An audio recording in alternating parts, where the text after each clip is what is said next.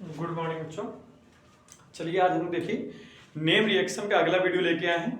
Name reaction में हम लोगों ने लगभग 3 से 4 वीडियो कर लिए हैं। अब हम लोग अगले वीडियो में नेम रिएक्शन नहीं लेके आए हैं, जिसका नाम देखिए क्या है, ग्रेवियल थैलेमाइड संश्लेषण अपक्रिया। इसमें एक ही रिएक्शन रहेगी, क्योंकि ये थोड़ी सी टफ भी है और अच्छी रिएक्शन है। अगर आप इसको समझेंगे तो आपको बहुत ईजी लगेगी, कॉन्सेप्ट पे बेस्ड है पूरी। तो देखिए इसके नाम से ही पता चल रहा है थैलेमाइड संश्लेषण। ग्रेवियल तो चलिए छोड़ दीजिए। थैलेमाइड एक कंपाउंड होता है जो थैलिक अम्ल से निर्मित होता है। जब आप थैलिक अम्ल की अमोनिया से अपक्रिया कराते हैं और उसको गर्म करते हैं तो हमें प्राप्त होता है थैलेमाइड। ठीक है, तो थैलेमाइड से हम अपक्रिया करेंगे तो उसका नाम होगा ग्रेवियल थैलेमाइड संश्लेषण अपक्रिया। अब ये अपक्रिया होती क्या है, इसमें बनता क्या क्या है, चलिए हम देख लेते हैं। तो इस अपक्रिया में जो निर्मित होता है वो पहला पॉइंट तो हो गया आपका प्राथमिक एमीन। इससे सिर्फ आप प्राथमिक एमीन बना सकते हैं, और उसमें भी एक पॉइंट विशेष ध्यान रखिएगा कि ओनली एल्किल प्राथमिक एमीन, यानी कि आप एरिल एमीन का निर्माण इससे नहीं कर सकते हैं।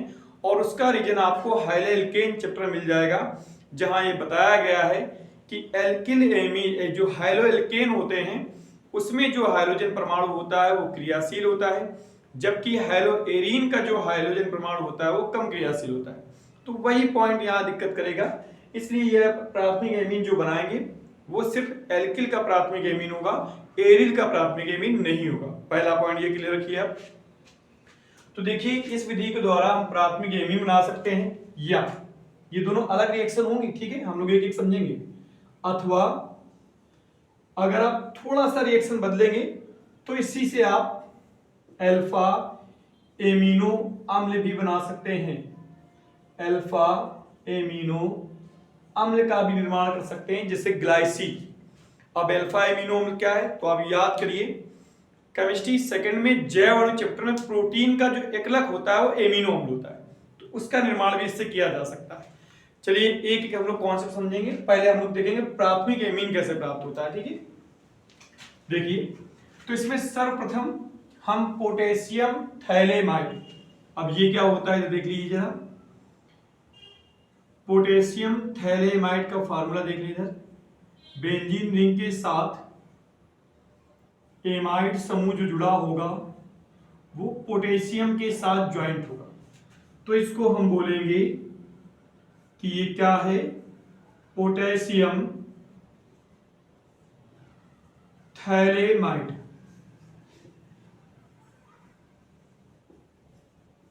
Potassium phthalimide. तो इसकी क्रिया सबसे पहले हम किसी भी एल्किल हैलाइड से करा देंगे। ठीक है, एल्किल हैलाइड यानी हमने यहां पे क्या लिया, RX।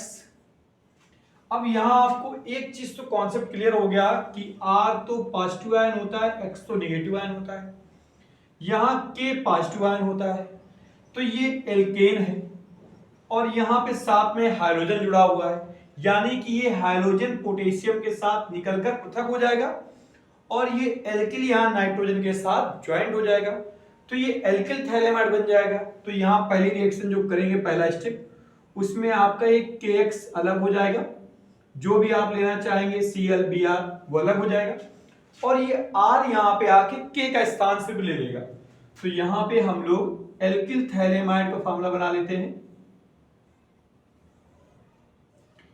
एमाइड के साथ एल्किल ग्रुप ज्वाइंट हो जाता है। तो देखिए बिल्कुल सिंपल रिएक्शन हुई, जो पहला स्टेप बिल्कुल सिंपल है। एल्किल हैलाइड की पोटेशियम थैलेमाइड से क्रिया कराएंगे, हैलाइड पोटेशियम को लेकर पृथक हो जाएगा, जिसे आप SN रिएक्शन बोलते हैं, नाभिक स्नेही प्रतिस्थापन अपक्रिया ये हो रही है, तो ये इससे पृथक हो जाएगा और R आके यहाँ पे ज्वाइंट हो जाएगा। चलिए अगला पॉइंट देखिए जरा क्या होता है इसमें। तो अगले पॉइंट में हम लोग क्या करेंगे कि ये इसको यहां से उठा के इसका हम क्या कराएंगे, जल अपघटन कराएंगे।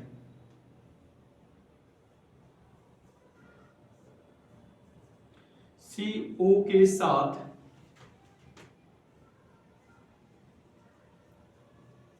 एल्किल थैलेमाइड की हम किससे क्रिया कराएंगे, जल के साथ, और जल के हम लेंगे कितने मॉलिक्यूल, 2 मॉलिक्यूल। जब हम जल के 2 मॉलिक्यूल लेंगे तो होगा क्या, पहले तो हमें प्राथमिक एमीन बनाना है। तो देखिए Rn हमारे पास है, लेकिन प्राथमिक एमीन क्या होता है, RNH2। तो यहां देखिए पहले RNH2 हम अलग निकाल लें।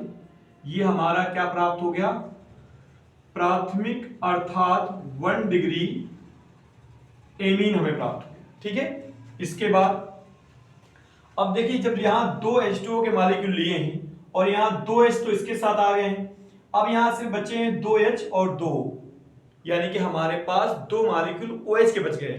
तो एक OH का मॉलिक्यूल इससे ज्वाइंट हो जाएगा और एक OH का मॉलिक्यूल इससे ज्वाइंट हो जाएगा। तो ये हमें वापस थैलिक अम्ल प्राप्त हो जाएगा, यानी कि COOH और COOH।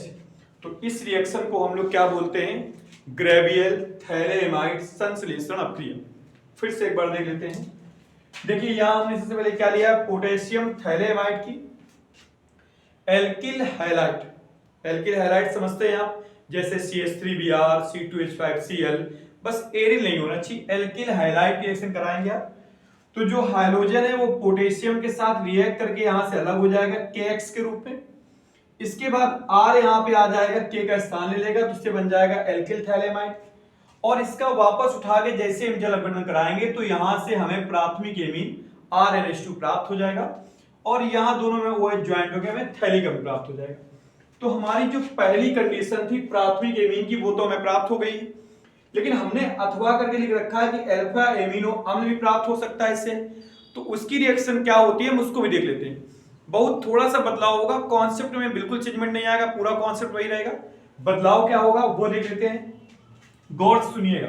अगर आपको अल्फा एमिनो अम्ल चाहिए तो यहां पे आप एल्किल हैलाइड ना लें, फिर यहां पे आपको लेना पड़ेगा क्या, अल्फा क्लोरो एसिटिक अम्ल, यानी कि यहां हम ले लेंगे CH2Cl और COOH।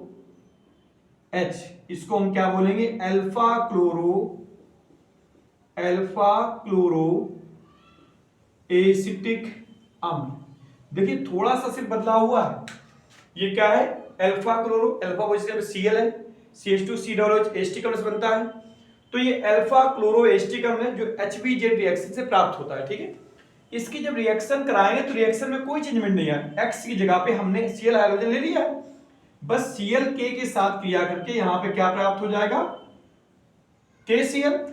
अब यहां R की जगह पे इतना पॉइंट है CH2COOH, तो बस यहां R की जगह पे हम N को वैसे रखा रहने दीजिए, R की जगह पे हम CH2 के साथ, रुक जाइए थोड़ा सा इसको ऐसे लिखिए, CH2 और COOH, और वापस इसी को उठा लेना है बस यहां पे।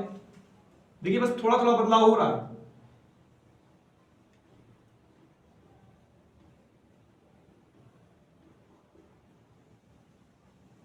CH2COOH, तो यहां देखिए यहां भी NH2 प्राप्त होगा, लेकिन R की जगह पे क्या है, CH2COOH। तो इसको जब लिखेंगे आप तो यहां पे बस थोड़ा सा बदलाव होके ये हो जाएगा NH2 CH2 COOH, बाकी कहीं कोई बदलाव नहीं होगा, सेम वही रिएक्शन है। तो ये हमें मिल गया ग्लाइसिन, जो एक आवश्यक एमिनो अम्ल है। ठीक है, तो ये क्या कहलाएगा, आवश्यक एमिनो अम्ल। तो देखिए हमने बदलाव सिर्फ क्या किया है, थोड़ा सा बदलाव किया गया है। जहां हमने एल्किल हैलाइड लिया था वहां पे अल्फा क्लोरो एसिटिक अम्ल ले लिया हमने, तो वो क्या होता है, ये बनता है एसिटिक अम्ल से ही, CH3COOH की जब आप Cl2 क्रिया कराएंगे तो एक H हटके वहां पे क्या आ जाएगा, एक Cl आ जाएगा, तो CH2Cl हो गया, और Cl बस K के साथ हट जाएगा, बाकी पूरी रिएक्शन से देखिए वैसे रख दिया गया इसको। और यहां क्रिया तो यहां H2 के साथ आ गया, तो NH2CH2COOH और थैलिक अम्ल प्राप्त हो। इसका कोई रोल नहीं खास, बस रखा हुआ है, इसलिए प्राथमिक एमीन की जगह हमें एमिनो मिल गया। तो ग्रेवियल थैलेमाइड आपको समझ में आ गई है, 2 प्रकार से होती है। पहले से प्राथमिक एमिनो प्राप्त कर सकते हैं, जब आप एल्किल हैलाइड की क्रिया पोटेशियम थैलेमाइड के साथ कराकर जल अपघटन कराएंगे तो आपको क्या प्राप्त होगा, प्राथमिक एमीन। और अगर आप पोटेशियम थैलेमाइड की अल्फा क्लोरो एसिटिक अम्ल के साथ क्रिया कराकर जल अपघटन कराएंगे तो आपको अल्फा एमिनो अम्ल प्राप्त हो जाएगा। तो आपको अगर लिखना है तो आराम से आप लिख सकते हैं। इस अपक्रिया को हम लोग क्या बोलते हैं, ग्रेवियल थैलेमाइड संश्लेषण अपक्रिया। ठीक है, अब मिलेंगे हम लोग नेक्स्ट वीडियो में नेक्स्ट रिएक्शन के साथ।